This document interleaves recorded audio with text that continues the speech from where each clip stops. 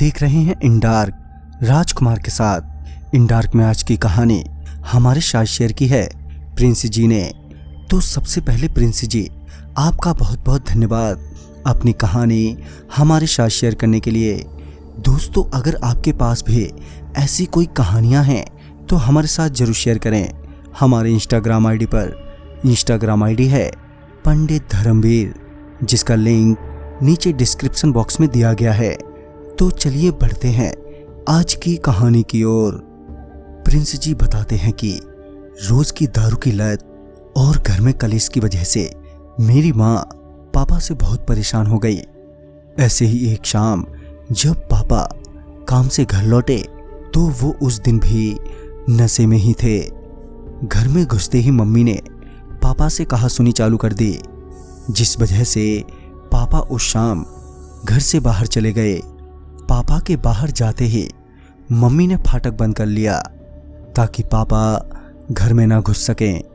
पापा वहीं कुछ दूरी पर बने एक प्राइमरी स्कूल के पास जाकर एक बेंच पर बैठ गए और कुछ ही देर बाद वहीं लेट गए।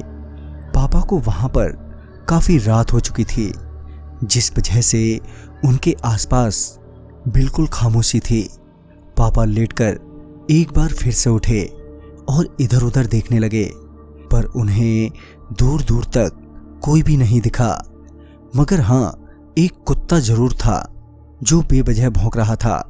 पापा को लगा कि शायद वो उन्हें देखकर भौंक रहा है। खैर पापा कुत्ते की तरफ ज्यादा ध्यान ना देते हुए फिर से लेटने लगे कि तभी उन्हें एक आवाज सुनाई दी, अरे कादर, मुझे बाजार जाना है, रास्ता तो दिखा दे। ये सुनते ही पापा के होश उड़ गए।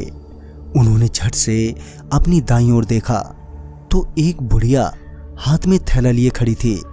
उस बुढ़िया को देखते ही पापा का सारा नशा उतर गया और सोचने लगे कि ये मेरा नाम कैसे जानती है। उस बुढ़िया को देखकर पापा को डर तो लग रहा था, पर फिर भी पापा ने बड़बड़ाते हुए कहा, कौन हो तुम और क्या काम है मुझसे? इतना कहते ही वो बुढ़िया वहां से चलने लगी और पापा भी उस बुढ़िया के पीछे पीछे चल दिए। वो बुढ़िया घर के सामने से जा रहे एक रास्ते से गुजर रही थी। बड़बड़ की आवाज सुनते ही मम्मी ने आवाज को पहचान लिया और वो घर से बाहर आ गई। बाहर आते ही मम्मी ने देखा कि पापा उस बुढ़िया के पीछे पीछे जा रहे हैं। तभी मम्मी की नजर उस बुढ़िया के पैरों पर गई, जिसे देखकर मम्मी समझ गई कि वो औरत नहीं बल्कि कोई और ही है। तभी मम्मी ने एकदम से पापा को जोर से आवाज दी, रुको, कहाँ जा रहे हो? मम्मी ने इतना कहा ही था कि पापा और वो बुढ़िया एकदम से वहीं रुक गई। मम्मी जल्दी से उनके पास गई और उस बुढ़िया से लड़ने लगी। कहाँ ले जा रही थी तू इन्हें? मारने के लिए? तभी उस बुढ़िया ने हुंकारते हुए कहा।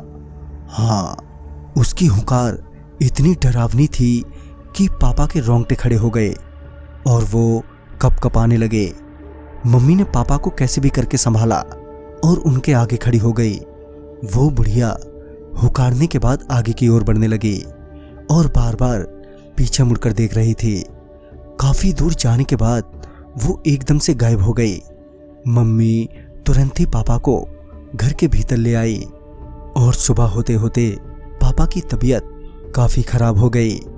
रात का वो हादसा उन्हें बार बार याद आ रहा था। खैर कुछ दिनों के बाद धीरे धीरे सब कुछ नॉर्मल हो गया और तभी से ही पापा ने शराब भी छोड़ दी है। तो दोस्तों इस कहानी में बस इतना ही। कहानी आपको पसंद आई हो तो लाइक शेयर और साथ ही हमें कमेंट बॉक्स में जरूर बताएं। तो मैं आपका दोस्त राजकुमार जल्द ही मिलूंगा आप ही की भेजी हुई एक नई कहानी के साथ। तब तक के लिए बाय एंड टेक केयर।